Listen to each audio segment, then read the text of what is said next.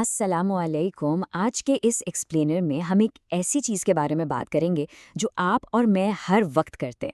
कभी सोचा है हम बोलते कैसे हैं? आज हम ENG 511 के लेसन नंबर 20 के जितने भी इंपॉर्टेंट कॉन्सेप्ट्स हैं ना, उन्हें थरली और आसान लफ्ज़ों में अनपैक करेंगे।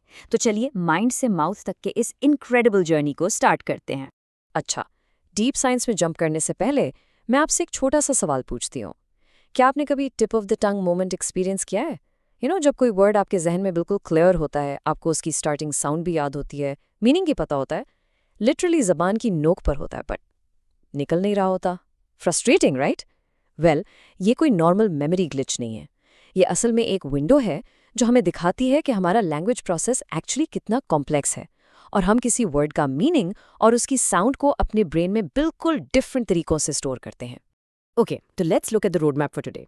हम कवर करेंगे number 1 defining psycholinguistics, number 2 how we acquire language, number 3 inside the mental lexicon, number 4 the mechanics of speech और finally number 5 language, culture and thought. Let's dive right into Section 1, Defining Psycholinguistics. So, psycholinguistics actually है क्या? Basically, it's the study of the mental processes involved in language use, especially comprehension, production, and everyday communication. हम generally सोचते नहीं हैं कि हम बोल कैसे रहे हैं. It feels so automatic, है ना? लेकिन साइकोलिंग्विस्टिक्स उन्हीं हिडन कॉग्निटिव गियर्स को स्टडी करता है. ये मेनली 3 चीज़ों को क्लोजली देखता है. कॉम्प्रिहेंशन, यानी हम लैंग्वेज को परसीव और समझते कैसे हैं. प्रोडक्शन, यानी एक एब्स्ट्रैक्ट थॉट को फिजिकली बोलकर कैसे एक्सप्रेस करते हैं. और तीसरा, हम डायनामिकली लैंग्वेज को अपने एवरीडे कम्युनिकेशन में कैसे प्रॉपर्ली यूज करते हैं. हिस्टोरिकली अगर देखा जाए तो इन प्रोसेसेस को स्टडी करने के तरीकों पर ना एक मैसिव टग ऑफ वॉर रही है. शुरू में विल्हेम वुंट नाम के एक रिसर्चर ने कॉग्निटिव व्यू को चैंपियन किया. उनका मानना था कि स्पीच को समझने के लिए हमें माइंड की इनर वर्किंग्स को देखना होगा. लेकिन फिर बिहेवियरिज्म आया और उसने इस आइडिया को कंप्लीटली ओवरशैडो कर दिया. बिहेवियरिस्ट ने आर्ग्यू किया कि भाई वर्बल बिहेवियर सिर्फ एक ऑब्जर्वेबल एक्शन है, हमें इनविजिबल मेंटल प्रोसेसेस पर गैस नहीं करना चाहिए. Just focus on stimuli and physical responses. लेकिन इवेंचुअली साइंटिस्ट को रियलाइज हो गया कि बिहेवियरिस्ट मॉडल्स ह्यूमन लैंग्वेज की शेयर कम्प्लेक्सिटी और क्रिएटिविटी को एक्सप्लेन ही नहीं कर सकते. Moving on to section 2, how we acquire language. So हम ये इतनी कॉम्प्लेक्स स्किल्स सीखते कैसे हैं? ज़रा इस फ्रेज को देखें, डैडी चेयर. अगर आपका कभी किसी टॉडलर से इंटरैक्शन हुआ है तो आपने ऐसी छोटी फंक्शनल अटरेंसेस जरूर सुनी होंगी. पहले 2 से 3 सालों में ना बच्चे मैसिव और इम्प्रेसिव स्ट्राइड्स लेते हैं. वो बिल्कुल परफेक्ट ग्रामर से स्टार्ट नहीं करते, वो डायरेक्ट मीनिंग कम्युनिकेट करने से स्टार्ट करते हैं. लेकिन एब्सोल्युटली क्रूशियल पॉइंट यहाँ ये है कि बाद में आने वाले हाईली कॉम्प्लेक्स ग्रामेटिकल रूल्स इन्हीं अर्ली इनेट लीप्स पर बिल्ड होते हैं. इट्स लाइक हम पैदा होते ही कम्युनिकेशन के स्ट्रक्चर को सोकअप करने के लिए प्रोग्राम्ड होते हैं. लेकिन एक और फैसिनेटिंग फैक्ट सुनिए, एक बच्चे का लैंग्वेज एक्वायर करना एक अडल्ट के लैंग्वेज लर्न करने से कम्प्लीटली डिफरेंट होता है. फर्स्ट लैंग्वेज एक्विजिशन के लिए साइंटिस्ट अक्सर क्रिटिकल पीरियड हाइपोथेसिस की बात करते हैं. बेसिकली ये एक स्पेसिफिक बायोलॉजिकल विंडो है जहां बच्चा नेचुरली और एफर्टलेसली अपने एनवायरनमेंट से लैंग्वेज अब्जॉर्ब कर लेता है. अब इसको कंट्रास्ट करें अडल्ट सेकेंड लैंग्वेज एक्विजिशन से. वो कितना डिलिबरेट और कॉग्निटिव हैवी होता है. अडल्ट लर्नर्स को डायरेक्ट इंस्ट्रक्शन, रोट मेमोरी और अपनी नेटिव लैंग्वेज की ग्रामेटिकल आदतों के अगेंस्ट एक्टिवली फाइट करना पड़ता है. Quite a struggle, right? Right, let's jump to section 3, inside the mental lexicon. So language सीख तो ली, पर हम ये सारे वर्ड्स स्टोर कहाँ करते हैं? अब जो चीज़ यहाँ सबसे ज़्यादा इंटरेस्टिंग है ना, वो ये है कि हमारा ब्रेन वर्ड्स को किसी सिंपल डिक्शनरी की तरह अल्फ़ाबेटिकली स्टोर नहीं करता. नो वे. इसके बजाय मीनिंग्स वास्ट सिमेंटिक नेटवर्क्स में डेवलप और स्टोर होते हैं. जब आप कोई नया वर्ड सीखते हैं, आपका ब्रेन उसे दूसरे वर्ड्स के साथ ऑटोमेटिकली लिंक कर देता है. कैसे?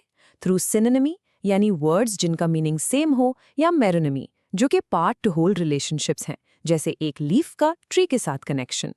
हम डिनोटेशन, कॉनोटेशन, टैक्सोनॉमिक और फंक्शनल रिलेशंस के थ्रू अपनी वोकैबुलरी को ऑर्गेनाइज करते हैं.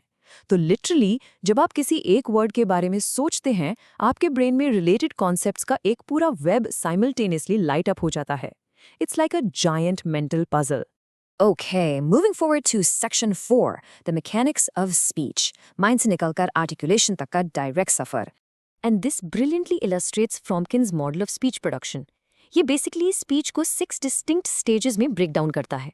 फर्स्ट, एक मीनिंग जनरेट होता है। सेकंड, एक सिंटैक्टिक आउटलाइन बनती है। इसको आप एक सेंटेंस स्केलेटन की तरह सोचें जिसमें एम्प्टी स्लॉट्स होते हैं। थर्ड, उन स्लॉट्स को इंटोनेशन और स्ट्रेस वैल्यूज असाइन की जाती हैं। फोर्थ, हम अपने मेंटल लेक्सिकन में डाइव इन करते हैं और अप्रोप्रिएट नाउन्स और वर्ब्स को ग्रैब करके वहां इंसर्ट करते हैं। Fifth, function words like prefixes और सफिक्सेस ऐड होते हैं। और फाइनली सिक्स्थ स्टेज में सेंटेंस फोनेटिक सेगमेंट्स में ट्रांसलेट होता है, यानी वो एक्चुअल फिजिकल साउंड्स जो आपके माउथ को प्रोड्यूस करनी है। अब अगर हम इस कॉम्प्लेक्स मॉडल को थोड़ा सिंपल टर्म्स में डिस्टिल करें तो हम इसे इन 4 डाइजेस्टिबल स्टेप्स में देख सकते हैं। Number 1, identify meaning. Number 2, construct syntactic outline. Number 3, insert appropriate words. और नंबर 4, अप्लाई फोनेटिक रूल्स। ये लाइटनिंग फास्ट असेंबली लाइन हर बार, लिटरली हर बार जब हम बोलते हैं, हमारे माइंड में मल्टीपल टाइम्स एक सेकेंड में ऑपरेट कर रही होती है। ये कॉग्निटिव इंजीनियरिंग का एक अस्टॉनिशिंग फीट है। बट कभी कभी ये परफेक्ट असेंबली लाइन ग्लिच भी करती है। हम स्पीच एरर्स करते हैं। साइकोलॉजिस्ट गैरी डेल्स ने डिस्कवर किया कि slips of the tongue random नहीं होते और ये हाईली सिग्निफिकेंट होते हैं। जब हम वर्ड्स मिक्सअप करते हैं तो ये रैंडम जिब्रिश नहीं होता, बल्कि ये एरर्स असल में हमारी वोकैबुलरी के अंडरलाइंग मेंटल मैपिंग को एक्सपोज करते हैं।